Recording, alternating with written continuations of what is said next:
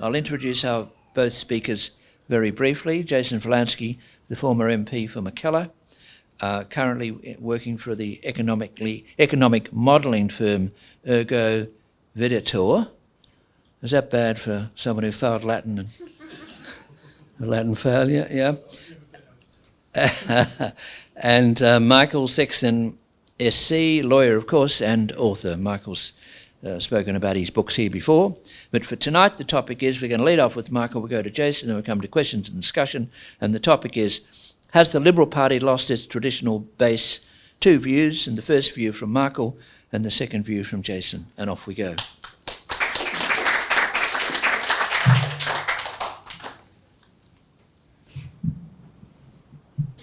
How's that? Thanks, Gerard. Has the Liberal Party lost its traditional base? Well, there's a sense, of course, in which both major parties have lost their traditional base in the 1950s and the 1960s. Although it's something of a simplification, the working classes largely voted Labor and the middle classes Liberal.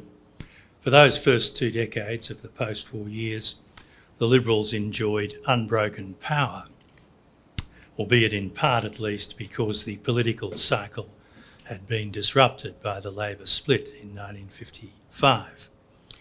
There are still classes in Australia, but they're more varied and fluid than they were in that earlier period, not least because of the huge impact of immigration on Australian society over the whole period of the post-war years. While I'm going tonight to focus on what I see to be some of the particular problems the Liberals have in 2024, I'm not suggesting that they cannot or will not win elections in the immediate future. Although they're currently out of office in 7 of the 9 Australian polities, the remaining 2 being Tasmania, where they hold office precariously by way of a minority government, and the Northern Territory after last Saturday's election. Country Liberal Party, of course, there. Moreover, in 5 of those other 7 jurisdictions, the parliamentary margin is such that it would make it very difficult to win the next election. To this, one must add the fact that the Liberals need to gain an absolute majority in those lower houses, because otherwise Labor would almost certainly be able to form government with the support of the Greens and any independents. It's also true that even when in government, the Liberals face severe difficulties in implementing their policies because they do not have a majority in the Senate or in the 5 state upper houses. Same is true for Labor, of course, given that neither of the major parties has been able to obtain such a majority in recent times. But Labor is normally able to rely on the Greens and independents to enact their legislative proposals, albeit often after considerable negotiation with those groups. One obvious exception perhaps to all this is Queensland, where it appears very likely the coalition will take office in October and there's no upper house. It might be noted, however, that the notion of time for a change has a lot of force in Queensland, where Labor has held office for almost 30 of the last 35 years. The first problem for the Liberals that I'd point to is that they're no longer the party of the establishment, as they were at least up until the 1970s. Or to put another way, there's a different establishment and it's largely hostile to the Liberals. Up until the 1970s, the establishment broadly included the corporate sector, the Protestant churches, the medical and legal professions, senior public servants, the ABC, and university administrators and academics. These groups largely supported the Liberal Party, but starting in the 1980s, many public and private institutions in Australia were captured by different forces that subscribed to new doctrines of political correctness. Those forces were largely unsympathetic to the Liberal Party, given the tenor of the doctrines they hold, which included the portrayal of Australian society as essentially racist, hostility to the resources industry in the context of climate policy, antipathy to all forms of the Christian religion, transference of power from parliaments to courts by way of a Bill of Rights, advocacy of open borders without any restrictions on unauthorised immigration, suspicion of the activities of law enforcement bodies, and governance by international bodies such as the UN when they disagreed with an Australian government. Looking at some of the institutions that comprise the new establishment, the Australian print media is largely supportive of the policies of Labor and the Greens, particularly the ABC, but also the 9 newspapers, including the Sydney Morning Herald and the Melbourne Age. Even more hostile are the Guardian, the Saturday Paper, the Monthly, Quarterly Essay, Crikey, New Matilda and the New Daily. There are alternative views in the News Corp publications and on Sky Television, but there's a degree of diversity in the political opinions of the commentators employed by those publications. It might be assumed that most members of the general community do not take the same obsessive interest in politics as the Canberra press gallery, but their exposure over what is now a lengthy period of time to a coverage of political events that is heavily adverse to the Liberals does raise the question of what impact this might have over the longer term. In the case of universities, most academic and administrative staff share a politically correct agenda that is unsympathetic to the Liberals. American studies of the politics of college professors have found Democrat supporters outnumber Republican adherents by a ratio of over 10 to 1. And I suspect that the political breakdown of university staff in Australia would be very unfavourable to the Liberals. The notion of a university as a place where all questions can be openly debated has little role now in Australian academia. In 2018, for example, Sydney University rejected a proposal by the Ramsay Centre for Western Civilisation to initiate a course on this subject. The rejection came after a group of its academics engaged in a public protest.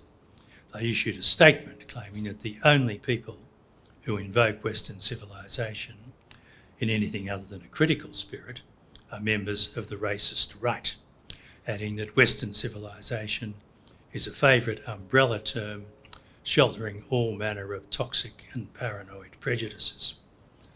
Those students who do not share the views of most of their lecturers would know that public contradiction of those views would be likely to endanger their academic progress rather significantly.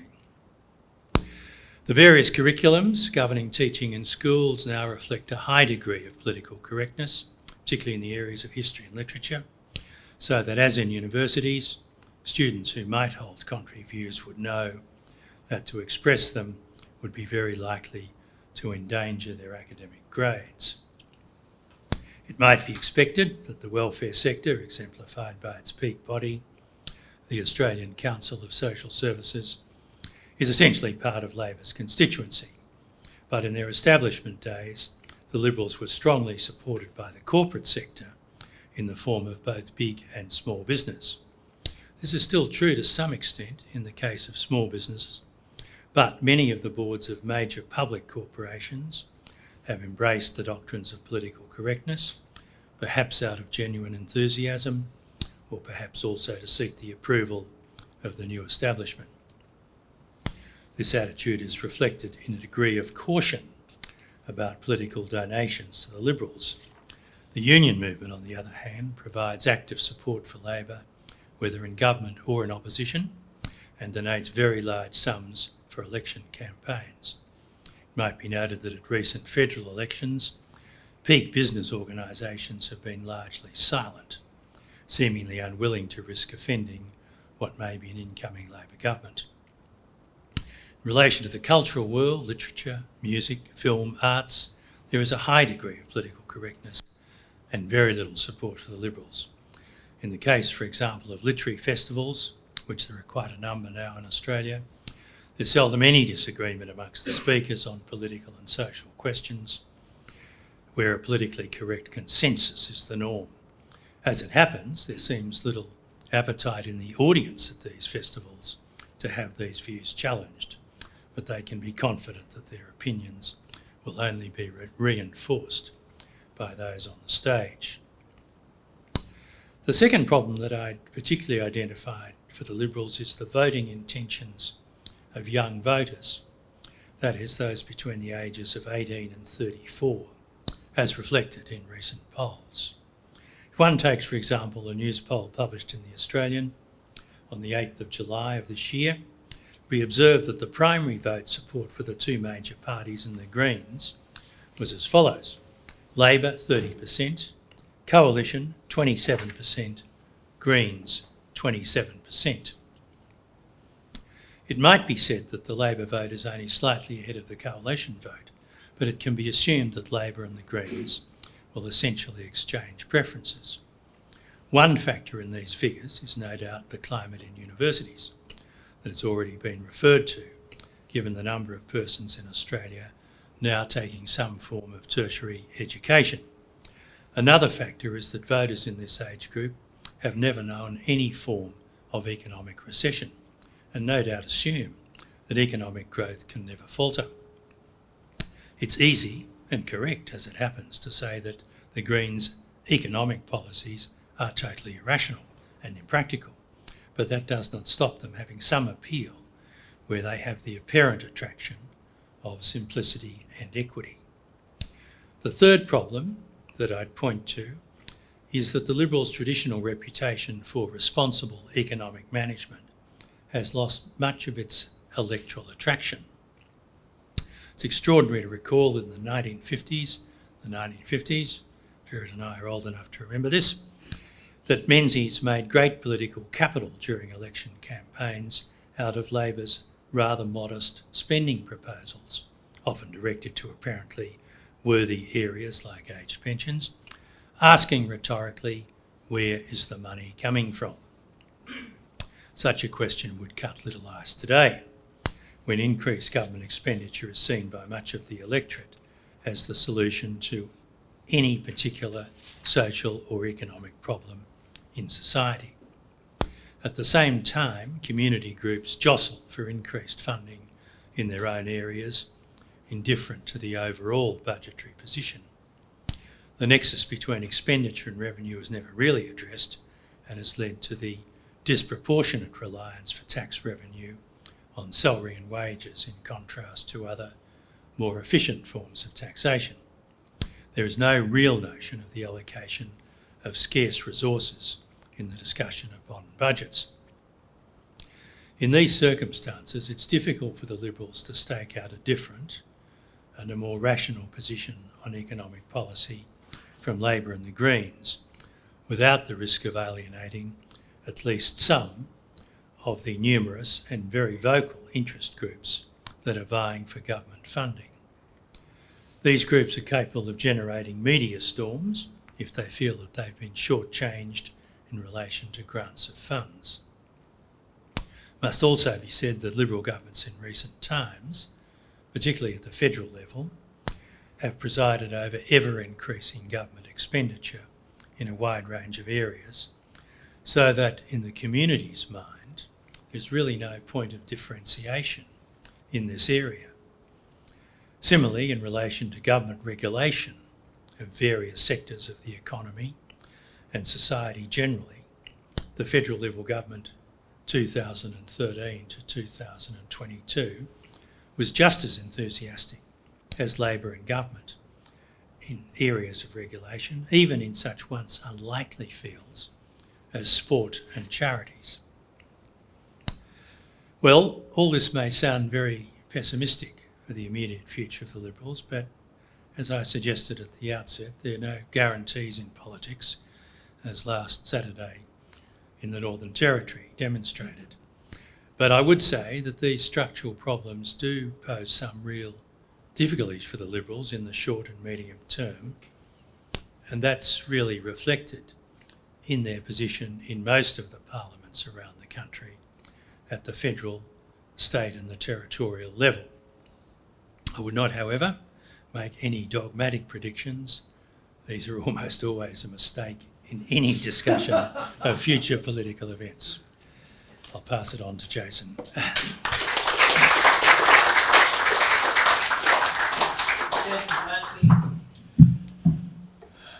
you very much.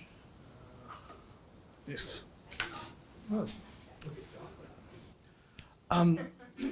Thank you very much, my good friends. Thank you for coming to hear me tonight. Given that I could not convince my mother to attend, I will assume that you are all here to listen to Michael. Michael, thank you for agreeing to share a stage with me. You have provided a welcome amount of intellectual rigour and gravitas to this evening. Thank you also to Gerard, not only for inviting me to speak this evening, but for all your unending contribution to the Australian public square. You have ensured that public discourse has remained more attached to reason and fact than it otherwise would have over many decades. It is not just your glasses that give you the aspect of an owl, but rather your unrivalled ability to peer into the darkness of human foible and irrationality to find fundamental truth. We would be a lesser place for your absence. And to Anne, I've often wondered if it be a mere coincidence that Athena's favourite animal was that of an owl, but it seems fitting that the Greek goddess of wisdom should choose so wisely. And it is entirely fitting that you should choose such a seemingly simple yet revealing topic for this evening. For a political movement that is uncertain of who it represents, has no idea of what to fight for, much less what to stand for, is doomed to failure. And as the saying goes, he who stands for nothing falls for everything. The reason that we keep losing unlosable elections and failing to win winnable ones is because there is no clear sense of what and who we should be standing up for. If 90% of any cure is diagnosis, then whomever conceived of this question this evening was endowed with considerable wisdom. There are two schools of thought. The first is promoted by very influential and well-known personalities within the Conservative movement, that we need to move further to the right. The second school of thought is propounded by people like Matt Keane and Dominic Perrottet, that we need to move left, especially on issues like climate change, female emancipation, and bureaucratic decision-making on many matters, often given the misnomer of integrity. With respect to both schools, I do not believe that either argument stands up to scrutiny. The first school claims that there are 1 million votes in right-wing fringe parties that would otherwise vote for the Liberal Party. On any reading of the electoral mathematics, this is simply not true. At the height of even liberally defined right-wing fringe parties, only just slightly more than 700,000 people voted for them in 2013, when my good friend and widely believed to be Conservative, Tony Abbott, was leader of the Liberal Party. This fell in every election until 2022, when slightly just over 500,000 people voted for these right-wing fringe parties. The second fact is that many of these votes, rather than being distributed evenly across the Australian the Australian continent, are concentrated in exactly the wrong places for the Liberal Party to win seats. So they are mostly concentrated in regional and rural Queensland and New South Wales. So instead of turning 2% marginal seats into 2% Liberal seats, they would tend to turn 20% Liberal seats into 25% Liberal seats. The other question is, would any of these votes come back to the Liberal Party? The fact is it was Lyndon Crosby in 1998 who realised that people voting for One Nation were overwhelmingly previously long-term Labor Party voters, and that they were using One Nation as a bridge from the Labor Party to the Liberal Party. And from that point, so was born the so-called Queensland strategy for the Howard government. The second school inherits a problem that the first also has. What exactly would we say that would leverage these voters from these parties where they already are? Indeed, all the historical and international evidence is that if you adopt the policies of your opponent, it tends to reinforce your opponent's arguments rather than diminish them. It tends to drive more votes into their column rather than into yours. So in a strange way, by adopting their policies, you're actually cementing their position and costing yourself votes. James Carville once famously said, if Pepsi decided to call itself Coca-Cola, I'm not going to suddenly become a Pepsi drinker, I'm just going to drink more Coke. It is my contention that our base is right where we left them. We do not need to go searching for a new constituency, rather we need to return from whence we came. I'd like to illustrate this using what is called an issues values map. The horizontal axis is the traditional left-right axis, and it is mostly called the economic axis. At one end you have what would be called libertarian economics, followed by free market economics, followed by technocratic, bureaucratic, command and control, and finally state ownership on the far left. I personally think that this axis should be renamed the value axis, because economics is actually about values, not finance, which is how it is often seen in the Australian context. The vertical axis is the cultural axis, with post-materialist and materialist voters, post-materialists at the top, post-materialists at the bottom. This has recently been supplanted by Maslow's hierarchy of needs, where you have luxury voters at the top, aspirational voters in the middle, and needs-based voters at the bottom. Absent population skewing, this graph is normally distributed, that is 97.5% of the population is within half the distance of the intersection of the axes. There are as many people to the left as to the right, and below as above the axis. There are some obvious observations from this graph. The first is that the Liberal Party is the only party organised around the economic axis. If you were to see one of these maps in real, they look like a scattergram with some very sometimes odd observations where you might find Labor voters in the top right-hand corner for some reason. But what you have there in my badly drawn shapes is where you find concentration of votes. So you will find 90% of Liberal votes within that graph, Labor votes, etc. There are a lot of political resources. There are a lot of political resources in the top left-hand corner, which is why the left can sustain so many parties. Because of compulsory preferential voting, there is little cost to this arrangement and benefits in niche marketing, and also a false idea that there is actually contest of ideas in that quadrant. So when the consideration curve is tilted, that is the curve on which people are generally thinking about issues, whether they're cultural or economic issues, when it is tilted towards the cultural issues, non-Liberal parties benefit. When it is tilted towards economic issues, the Liberal Party benefits disproportionately. There are no parties to the right of the cultural curve other than the Liberal Party. Allow me to apply the last two federal elections to this framework. In 2019, we, being the Liberal Party, should not have won, but the franking credits campaign led by Tim Wilson tilted the consideration curve to the economic axis, which opened other economic issues and allowed us to win an improbable victory. While this was seen at the time and since as the result of a superior campaign by us, I would strongly contend that we actually got in our own way over and over again during that campaign and actually set up substantive problems for us in 2022. In 2022, due to the COVID crisis that we had the opposite effect. We had significant population skewing. There are a number of statistics that I can use to demonstrate this, but my favourite one is this. At the start of 2020, household savings was $77 billion. By the start of 2022, they were $355 billion. By the time of the May 22 election, people were working less, earning more, and had never been worth more. Aspirational voters have become luxury voters, needs-based voters have become aspirational voters, and luxury voters cease to exist on this plane of existence. Further, the consideration plane was now aligned basically entirely with the cultural axis. Economic issues were not in anyone's consideration.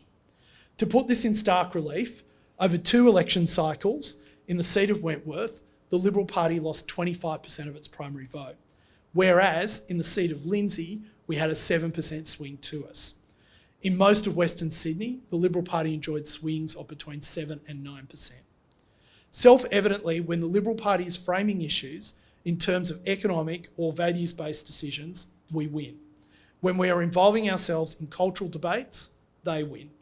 In the words of Tony Abbott, when climate change is a moral issue, we lose. When it is an economics issue, and I would add engineering issue, we win. There are 4 famous frameworks which I think we should all consider tonight, as well as this one. There's the Menzies Forgotten People framework. At the core of that was a framework that essentially said the Liberal Party would represent the disempowered, the people without a voice, the disorganised. And while, as Michael has eloquently put, that group of people has significantly changed, it still represents a vast majority of the Australian electorate. The other one is the Abbott critique, where Tony makes the point that in most postmodern societies, there are 3 classes: the working class, the welfare class, which are not just people who receive money from Centrelink, but include for people who rely predominantly on income from the government. So, for example, all of the partners at PwC. And of course, the bossy class, who of course can always enjoy the support of the welfare class. The Trump alliance.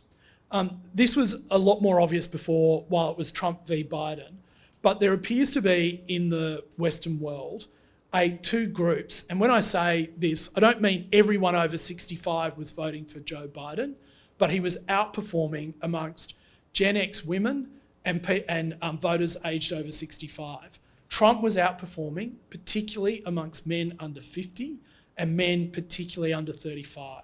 He was outperforming amongst minority, amongst working class, and amongst ethnic groups as well. This is not something that we're just seeing amongst Trump voters. In Canada, Pierre Poilievre is currently leading by 25 points amongst young Canadians and is against Justin Trudeau, and is currently in front of Trudeau's party by 35 points overall. And Harvey Millet, who has the benefit of me actually being able to pronounce his last name as opposed to Pierre, won almost 70% of young Argentinian votes. Ron DeSantis's victory in Florida, his largest voting group was men under the age of 35. And if you cut it up by men under 35, under 30, under 25, it was consistent. He won that group 27 to 32%. The final one, which I think is my favourite, is the Reagan coalition. Ronald Reagan said that most Americans are not interested in whether the Republican Party is going to the left or to the right. They want a political party that has the policies and proposals to make their lives easier, that gives them, their children and their communities more hope and more opportunities. The question for the Republican Party is not whether to go left or right, but whether we want this great country to go up or down. This is not just an archaic debate for diehards. On this rests the success and survival of liberty in our public square. If we fail to get this right, to understand clearly what is worth fighting for and then fighting for it, then the candle of freedom will surely be snuffed out. But I do not come here tonight to bemoan the encroaching darkness. I came here tonight to beseech as many of you who are interested and able to engage in this great debate so that that candle might burn brightly yet. Thank you.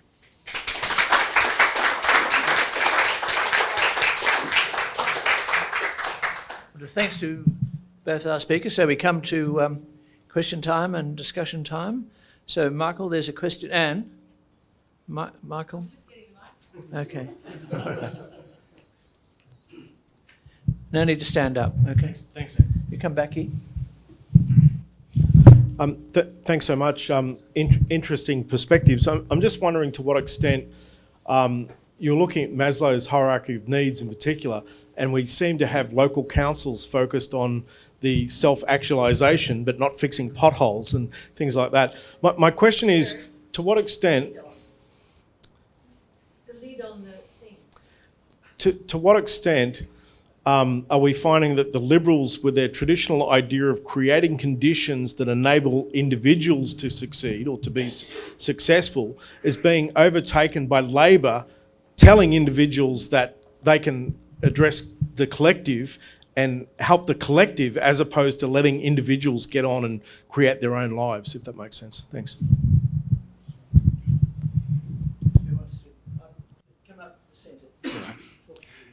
Well, I think I mentioned in the talk that one of the problems that the Liberals have, I think, is the idea prevalent in Australia, in the electorate, that government is the solution to all problems. Very different society from the United States, for example, and so that makes it hard for them to frame policies in a sense that differentiate from Labor and the Greens because of the problem of that view in the electorate. I don't see that changing in the immediate future. I think they have to try and maintain a line of sound economic management and hope that will penetrate to some extent into the electorate. A lot of that depends, of course, on economic circumstances. As I say, if you were to have some difficult economic times, then that sort of approach is likely to resonate much more powerfully. But just as we stand at the moment, that seems to me to be one of the medium-term problems that the Liberals have. So I think that you're right. I think I humbly disagree with Michael. I think the difference between Australia and the United States is that right-wing parties in the United States make the case for freedom, make the case for individual empowerment, make the case for governments not being the solution to the problem, government actually being the problem. And there's plenty of evidence in Australia for that being the fact. And so I think where you get to the issue is we just need to go out there and tell the story. And for people who think that that will take a long time to bite or to resonate or to make a difference, I just point to Pierre Poilievre in Canada, who in a very short period of time has taken a party that was consistently always behind the Justin Trudeau's party and is now 30 points in front and going further in front by simply stating a truth that we know to be obvious. Thank you. Thank you both for your comments. I'm sure others have said it, but I believe John Howard said that politics is a battle of ideas. Margaret Thatcher considered one of her greatest successes being Tony Blair. Bill Clinton's great success was, Ronald Reagan's great success was Bill Clinton. In the battle of ideas is not necessarily won in elections. It's about convincing your opponents. And it seems to me that for quite a while, the Liberal Party has been losing. They may have won elections, but they've been losing the battle of ideas consistently. Michael described it quite well. The schools, the institutions, the battle has been, if it's not over, it's a losing battle. My question is, you both have been describing how to win elections. I haven't heard why people should vote for the Liberal Party. Well, that's a different question to what I was asked to answer tonight. Athena thought of a much better and wiser question than that one. My answer to you is I disagree with John Howard. Politics isn't a battle of ideas, it's a battle of stories and explanatory stories. And we are very bad at telling stories, and the left is very good at telling stories. I also further disagree with all the institutions that you and Michael listed are all taxpayer-funded institutions. They don't serve anyone in the Australian community but themselves. And the minute the Liberal Party is in government, it has the opportunity to stop funding these institutions. And then what happens to the left and all of its infrastructure? It is a very fragile movement based on smoke and mirrors. In terms of why you should vote for the Liberal Party, it's pretty simple. Do you want you to have your decision about what the best life is for you, or do you want some bureaucrat in Canberra to make that decision for you?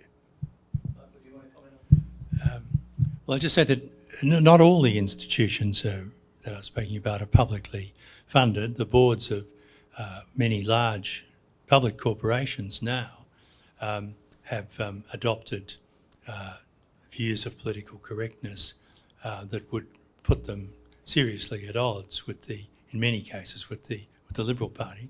But if I just go back to the question that was asked, I think I suggested, that in many ways the Liberals have, so far at any rate, perhaps not for good, but so far have lost the culture wars.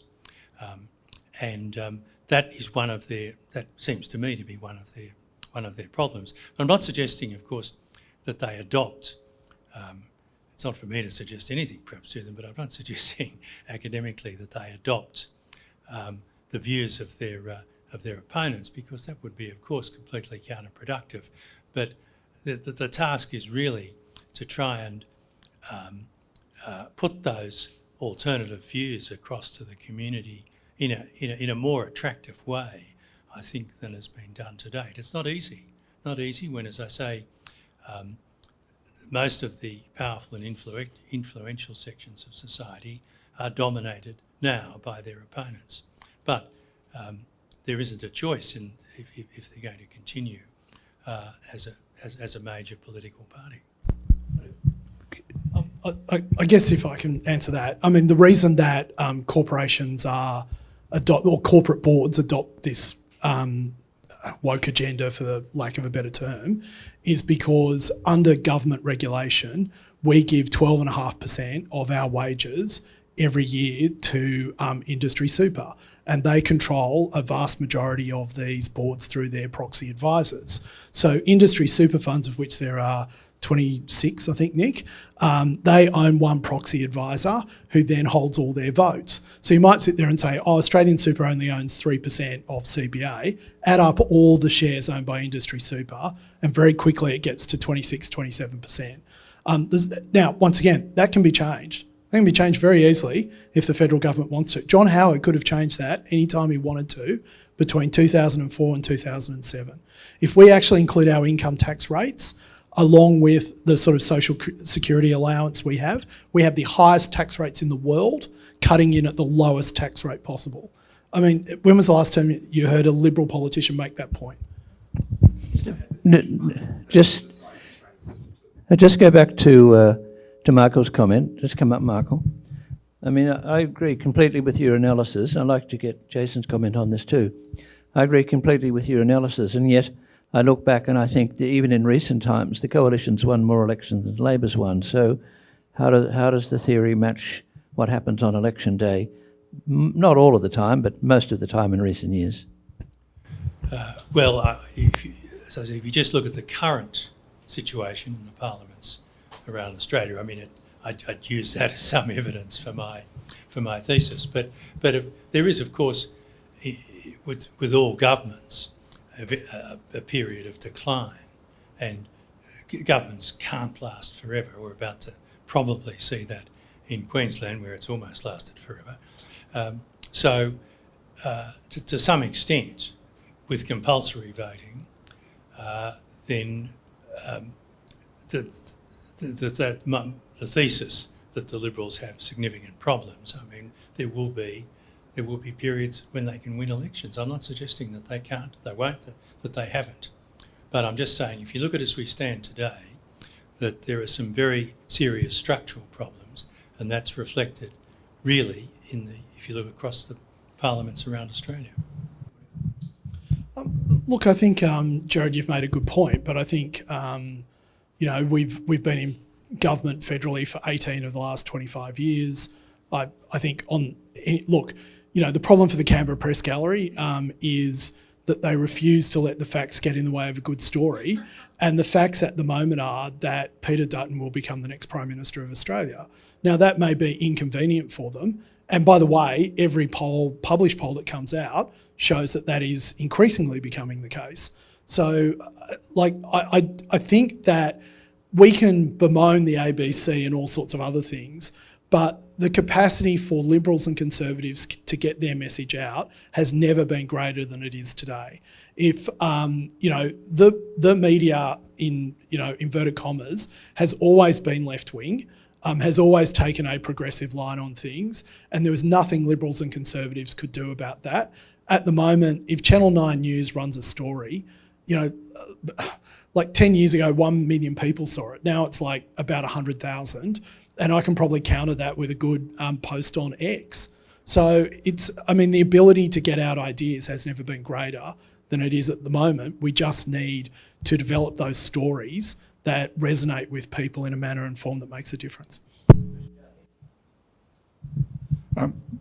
With the climate science and the engineering problems associated with it, why is the Liberals left essentially the ownership of that to the left? I agree. So to the earlier question, which is, I would also say where one of our great failures is we haven't engaged on intractable problems because we thought there weren't votes in it. So Indigenous Australians is just a classic example. Our justice system is a classic example. The misuse of the legal system for profit over justice is a classic example. The Liberal Party runs away from actually engaging seriously in those debates because we think it costs us votes. But we actually have, when we apply our values to those problems, good ideas. And that's why we should do it. And we're seeing that at the moment with Peter Dutton talking about nuclear energy, which is a situation where he's actually proposing an alternative idea, an idea that the IEA supports, an idea that Bill Gates supports, an idea that 19 out of OECD countries support. And so I think that demonstrates that at least we're having a debate, and it's a debate that people are warming up to. I'll be brief. Interested to, as Jason noted on that lovely slide, the value, which has been removed, the values of teal voters tend to fall in a different sort of quadrant or space to other voters. Interested to hear what you guys propose to do to win them back. Oh. Well, fortunately, it's not my job to have to win back the teals.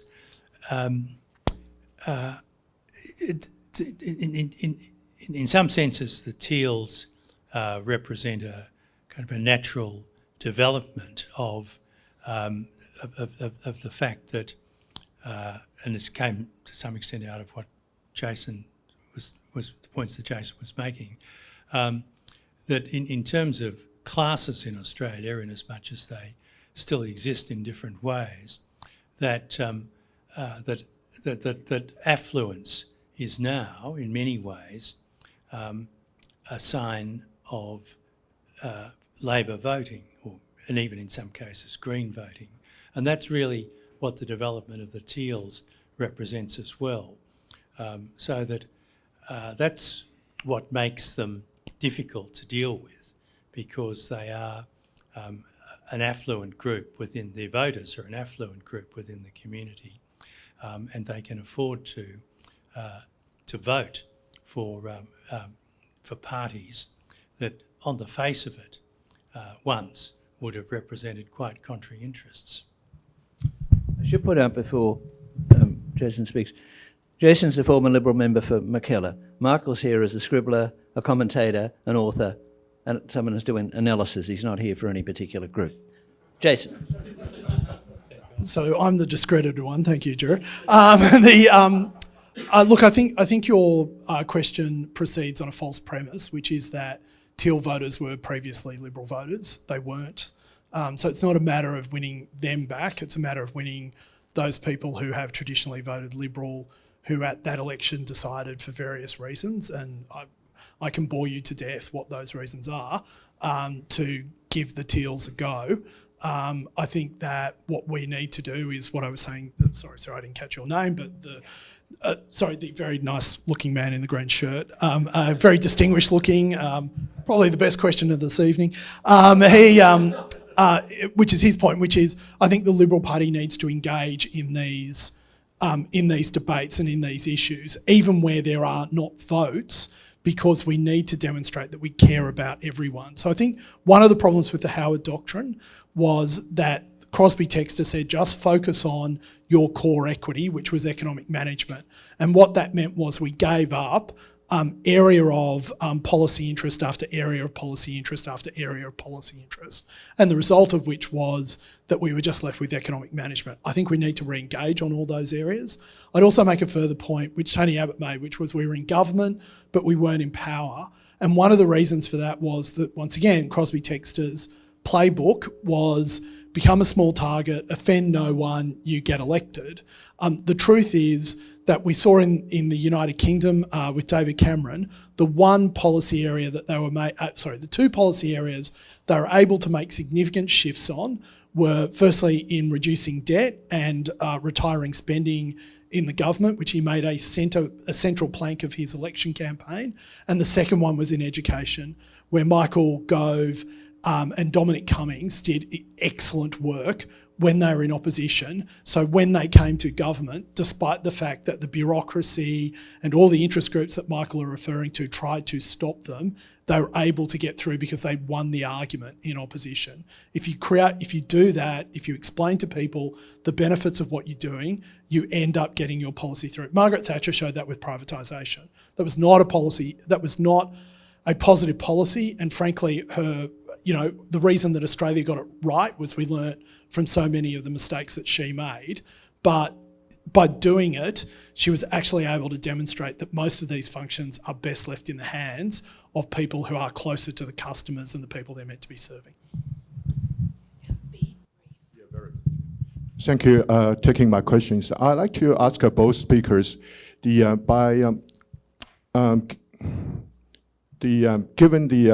what happened to UK, the recent election, what is your opinion? Like like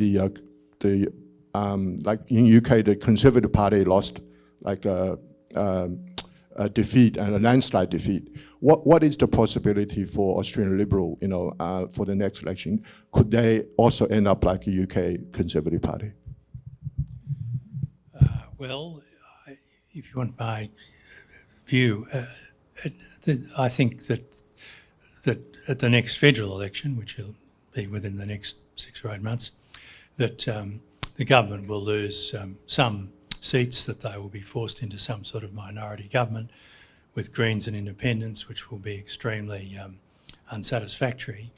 I don't think that Liberals would be able to get back in one go at this coming election. It's interesting that the different trends, for example, that I talked about young people and voting. The British, same sort of trend as in Australia in terms of young people not being prepared to vote for conservative parties, whereas to some extent in the US and in other countries, Canada for example, a number of European countries, you've got quite the reverse trend. So this would be interesting to analyse. I haven't done it, but I just noticed these differences in different parts of the West at the moment. Voters don't think, they feel. So there's a lot of evolutionary psychology involved in politics, and the one thing that we cannot cope with is incompetence. So when you think about us existing in tribes on the Savannah Plain, the head of the tribe couldn't be incompetent. Essentially, Rishi Sunak, lost because Liz Truss's government was just such a disaster, and they never recovered from there. I mean, they had an economic breakdown, the like of which we've never seen in Australia. They had a situation where, pension funds were having to liquidate positions in order to get cash. I mean, it was a disaster scenario, frankly, and they never recovered from that point forward, and people wanted to get rid of them. The other thing that we've seen is right-wing governments during COVID adopted left-wing authoritarian policies for good reasons. They spent too much money, they locked people down. The left loved it, the right hated it. Right-wing governments coming out of COVID have really copped it in the neck, unless you're Ron DeSantis, who basically said, old people stay at home, the rest of you go nuts. And the issue for that was that they were always going to find it tough in that environment to stay in power. But once again, to Michael's point, I mean, they lost everywhere, but amongst young men, they actually got to 50-50, the Conservative Party. We are seeing amongst younger males, starting from about under 50, but accelerating to under 35, a major swing away from left-wing parties. I'm not saying towards right-wing parties, but away from left-wing parties. I've got a Zoom question here from someone in Gunnedah who says, I found both your analysis very interesting, but how did they stack up against what happened in The Voice? Is there any relevance to what your analysis is? The Voice is an interesting case because all of the institutions, of course, that I referred to were overwhelmingly in favour of it, and yet it was decisively rejected by the electorate. I think even despite the very one-sided campaign that was run very much in favour of the Voice, I think somehow the electorate perceived that this was that there was a real problem about this proposal, that in a way which it divided the community into different groups. One could say that historically referendums in Australia have almost entirely been lost, but I'm not sure that's the full explanation. It's a good question because it does tend to cut across some of the things that I've said. But I can only say that I think that on this occasion, despite all the background noise, that the Australian electorate actually picked up the key point in that proposal. So in using the map, the proposal started off as a very cultural issue about promoting people who were clearly poverty-stricken and had not had opportunities that they otherwise had or should have had in a modern Australian society, and it was driven along a cultural issue of identity. As time went on though, that consideration curve switched back to the value curve, and the thing that drives all of us across the entire spectrum is a sense of belonging to something bigger than ourselves. Some people call it tribalism, other people call it a hive mentality. This proposal directly threatened that idea. It was threatening to divide the tribe, and once that value proposition came into consideration in people's thinking about it, that's when you saw it drop or sink like a stone. This is a simple one about the next election. Michael Kroger in the last week has worked out from the polls with very scientific, proper use of the measurements that he calculates the Liberal Nationals will win 72 seats at the next election and the Labor Party 64. Now, should that sort of scenario happen, as a former Liberal member, Jason, would you recommend that the Liberals go into government as a minority from opposition? Or would it be better for them to just let it ride? That's really interesting analysis by Michael. I suppose he's saying at the moment that's what he thinks the result would be. Look, I think if you project forward, I keep saying, like facts don't lie, good stories can, and the facts tell one story. Peter Dutton will be the next Prime Minister, and the Canberra Press Gallery just can't seem to get its head around that.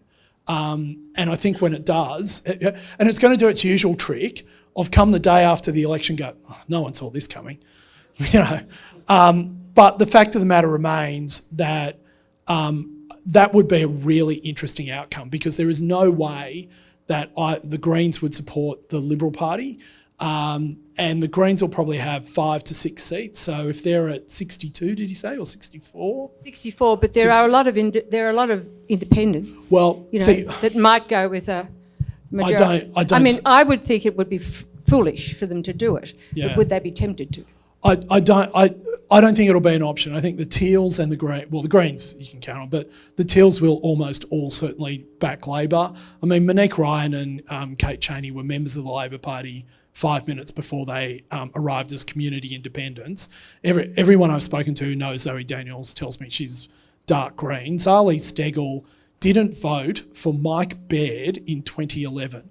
So when 60% of the New South Wales community was voting Liberal, she didn't vote for the most moderate of Liberals in Mount. So if anyone who says that, anyway, and I think, Sophie Scomps is pretty dark green as well. I mean, that's why she was supporting the Greens on Hamas and other things. So yeah, I think that would be a dream outcome for the Liberal Party if it can't form a majority government. I think I mentioned that one of the problems for the Liberals is that they really need to get almost an absolute majority in their own right in any lower house, because Greens, Teals, Independents will almost all support Labor. So that's a tall order, and that strikes me as the problem for the Liberals at the next federal election. They may do extremely well. It's hard to say at this. I think it's too early to say at this stage, but whatever the result, I think it'd be very difficult for them to form a government. I think that's a great time. That's a great spot on which to end. So we just thank you very much. So we've had